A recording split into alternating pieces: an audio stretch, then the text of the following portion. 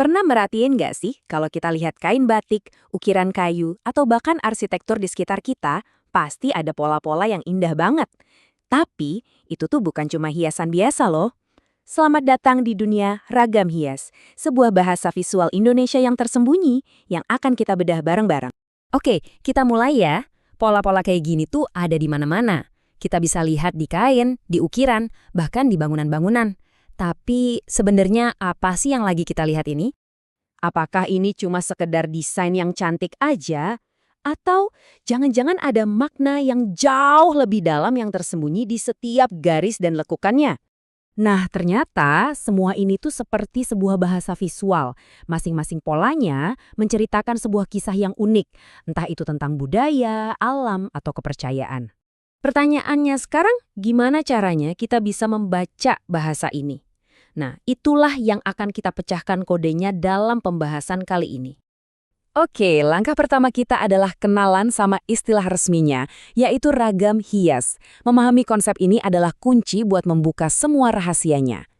Akar katanya sendiri adalah ornamen, dari bahasa Latin ornare, yang artinya simpel banget, menghias. Tapi kalau di Indonesia, ragam hias itu jauh lebih dalam dari sekedar hiasan. Ini adalah cara orang dulu buat menanamkan sebuah makna ke dalam benda-benda sehari-hari. Sebuah cerminan pandangan hidup di mana dunia spiritual dan dunia nyata itu nggak bisa dipisahkan. Nah, ini yang menarik banget. Bahasa yang kelihatannya rumit ini ternyata dibangun cuma dari 4 jenis motif dasar. Anggap aja ini semacam tata bahasa visualnya. Di sebelah kiri, kita punya motif geometris. Kelihatan kan bentuknya teratur dan berulang? Ini seringkali jadi simbol keteraturan alam semesta. Terus di sebelah kanan ada flora. Nah, ini adalah perayaan kekayaan alam Nusantara. Inspirasinya dari bunga sampai sulur-suluran. Dan ini dia 2 jenis lainnya. Ada fauna yang inspirasinya dari hewan-hewan simbolis dan figuratif.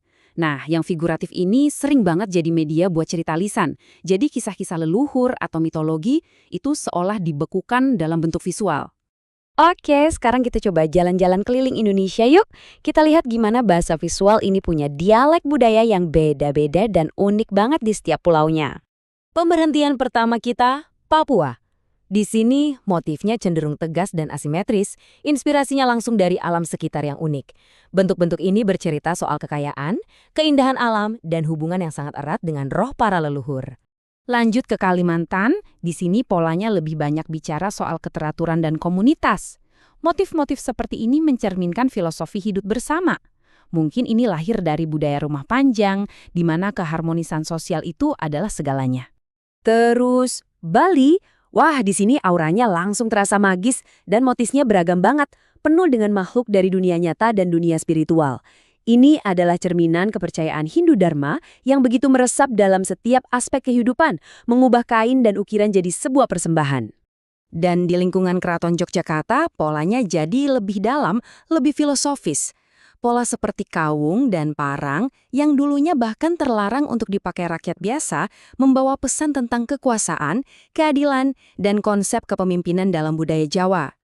Jadi kebayang ya sekarang, ini semua tuh bukan sekedar pola, ini adalah bagian yang hidup dan terus bernapas dari tatanan budaya Indonesia. Nah, ini poin pentingnya. Memahami dan melestarikan motif-motif ini bukan cuma soal menjaga kesenian. Ini tentang menjaga sebuah identitas budaya yang unik, jati diri kita sebagai bangsa. Ini seperti buku sejarah yang hidup, sebuah ensiklopedia visual yang menghubungkan kita dengan masa lalu, dan di saat yang sama terus menceritakan kisah bangsa ini di masa sekarang. Sekarang setelah tahu dasar-dasarnya, kuncinya ada di tangan Anda. Setiap pola di sekitar Anda adalah sebuah cerita yang menunggu untuk dibaca. Jadi, lain kali Anda melihat selembar batik atau sebuah ukiran, coba berhenti sejenak. Kira-kira kisah apa yang sedang ia coba ceritakan kepada Anda?